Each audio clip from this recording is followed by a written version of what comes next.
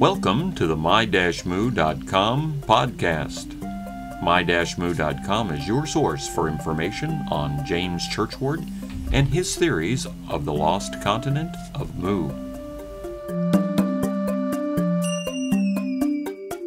Podcast number 7, James Churchward and the Christ Conspiracy.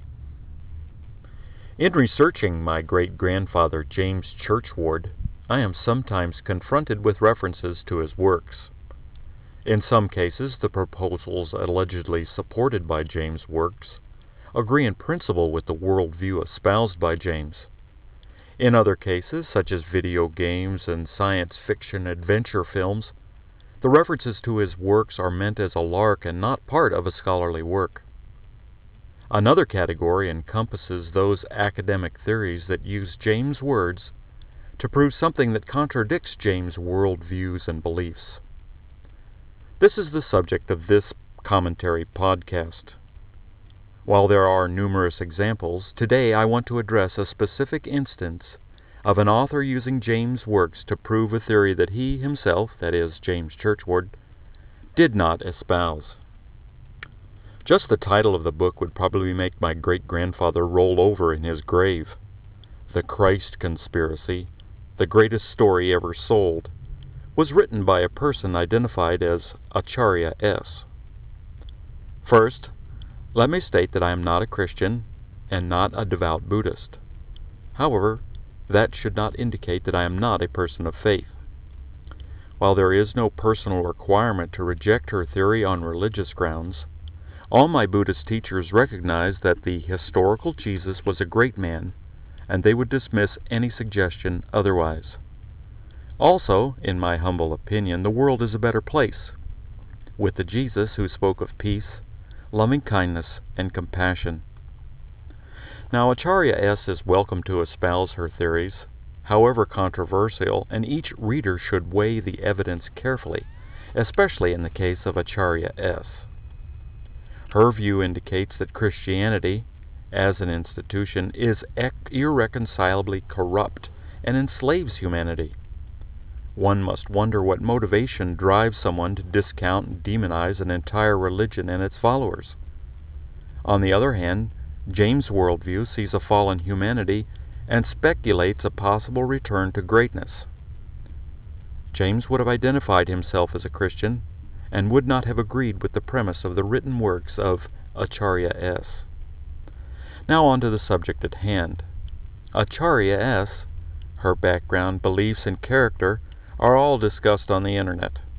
Please avail yourself of the opportunity to read her articles and the rebuttals thereof. However, I must warn those at work to note that her website is blocked as hate speech on some corporate firewalls.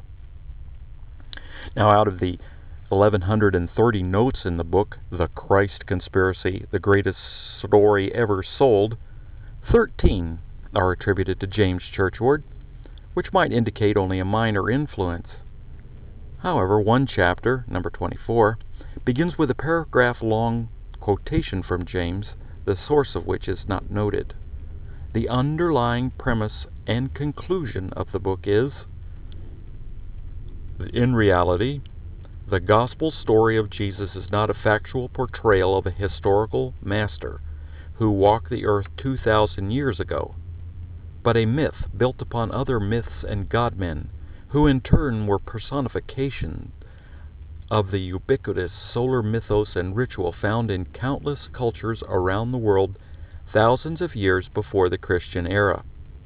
As such, the tale served to amalgamate the numerous religions, cults, and sects of the Roman Empire and beyond, to create a state religion that was promulgated through forgery, fraud, and force. And that appears on page 407.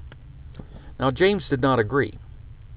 In the 1926 Lost Continent of Mu, Motherland of Man, on page 313, he explicitly states his belief in the corporeal existence of Jesus when he writes, Christ was placed on earth as an example for man, to teach and to show what man must eventually become.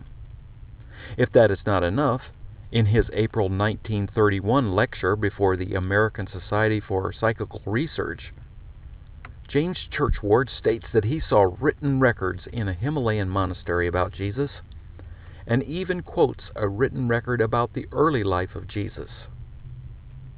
James Churchward did believe in the corporeal existence of the historical person named Jesus, and acknowledged him as a master. The author in question chose to select passages where James' credibility and prestige could sway the reader. That James' theory did not weigh heavily enough to be included elsewhere is of no concern. James tried to establish evidence for the source of a highly advanced civilization that could bind humanity together. The author's written text labors to prove that a common belief among Christians and Muslims is a hoax, that a symbol representing goodness and mercy is actually selfish and evil and never existed. If the only book I had to pick with her was that she cherry-picked passages to support her theories, then she was in good company with James. However, the outrage just begins there. In this supposedly scholarly work, the author's choice of quotations from James' works attempts to persuade the reader to accept evidence that is contrary to the theories espoused by James. I know the listener will want examples, so let's give it a go. On page 114, to indicate that Jesus and Osiris were the same characters displaced by time, the author states, as Colonel Churchward naively explains, the teachings of Jesus and Osiris are wonderfully alike. Many passages are identically the same word for word. Now, taking only the first sentence from the paragraph on page 254 of The Children of Mu, the quoted passage, leaves out this closing sentence. Both Osiris and Jesus were selected instruments of our Heavenly Father, the Great Nameless, sent on earth by Him to teach His children the road to eternal happiness. James believed that Osiris and Jesus physically existed and did not ascribe to the theory that they were only a myth, which is the conclusion to be drawn from her reference. This is an outrageous abuse of James Churchward's written works. On page 387, the author uses a passage from the 1931 Lost Continent of Mu. The end of the quoted passage leaves off the following sentence. The rest of the chamber reminded the adept of what he passed through. He now emerged from the tomb. Now, the next sentence in the Christ conspiracy, after the quote by James, reads, Thus, the Great Pyramid is not and never has been a tomb, except symbolically, as it was used to introduce the adept to the higher mysteries of death. Now, James called the Great Pyramid a tomb. In the text, the author chose to leave out. The author abuses his words to indicate that the Great Pyramid is not a tomb. This is another example of outrageous abuse perpetrated by this author. Such scholarship calls out for the other 98% of the references to be checked and verified by the reader before the author's statements can be believed, especially since both examples clearly demonstrate the willingness of the author to take statements out of context when James' intent was quite different. In summary, James Churchward would roll over in his grave if he knew that his works were being used to support and advance the theories set forth in The Christ Conspiracy.